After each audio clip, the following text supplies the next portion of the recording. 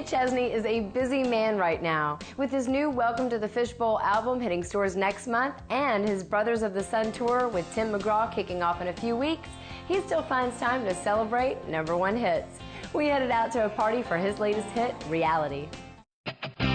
Reality is my 13th #1, which is such a thrill. And to get to ride it with Kenny is like the biggest thrill. Kenny and I kind of came up in this business together. He's been a friend for a long time, and you know, we wrote Reality. He had asked me to go to the islands with him on the day after Christmas a couple years ago, and we flew down to the islands. And you know, the first night we were there, we kind of made a night of it. And you know, I woke up and I went out on the deck, and Kenny walked out later and he looked at me and said, "Man, we went out last night." And so I said, well, maybe that's the song we ought to write today. So we wrote the song Out last night, which ended up being a #1 hit for him. And so we had lunch and we hung out and we drank a few beers around the pool and all that stuff. And he brought this concept that I hear he got in a dental chair, which may or may not be true. But he brought this concept. He said, you know, people come to my shows because they want to escape reality. You know, what if we wrote a song called Reality? And I thought that was a great idea. So what we tried to tap in to was what people experience when they go see a Kenny Chesney show, which is, you know, it's a party. You know, you escape reality for a while. And I've been to Kenny shows, a lot of Kenny shows, and I escape reality every time. And I think that's what people want to get when they go see something live like he does, or hear his music. You know, they really do want to escape reality and live a different life for a minute. We need a rock and roll show in the summer to let the music take us away.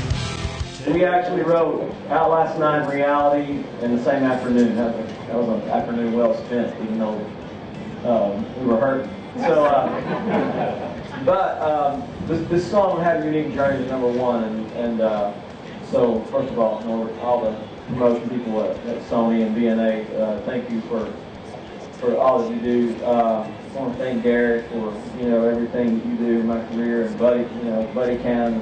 Everybody that set stuff up here today, and my manager, my partner, my friend Dale Morris, wherever you are. And, you know, I've been very blessed with a lot of great people that have been a part of a really incredible ride. You know, so but I'm still as big as it gets. The thing that makes me happiest is when I can sit down with guys like Brett James and make something up that touches people. That's been my foundation in this town from the day I rolled in here, you know, and that's the thing that makes me happiest, actually. And so thank you everybody for giving us a great reality.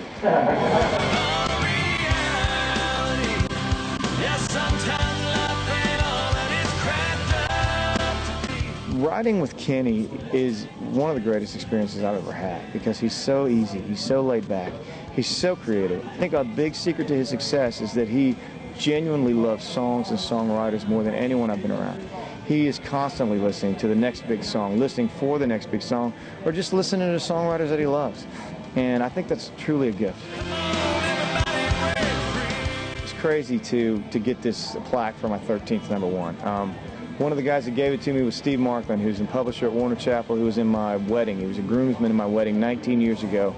And he knew me when I drove a 1982 Datsun Maxima with 220,000 miles on it, and I lived in the back of an old man's garage. You know, and to have gotten this far and to be standing here 20 years ago today is beyond my wildest imagination of really anything I ever thought I'd get to be a part of. That's not all we have for you this week. We're teeing off next for a special benefit. You won't want to miss it. Come back for more Inside Music Row.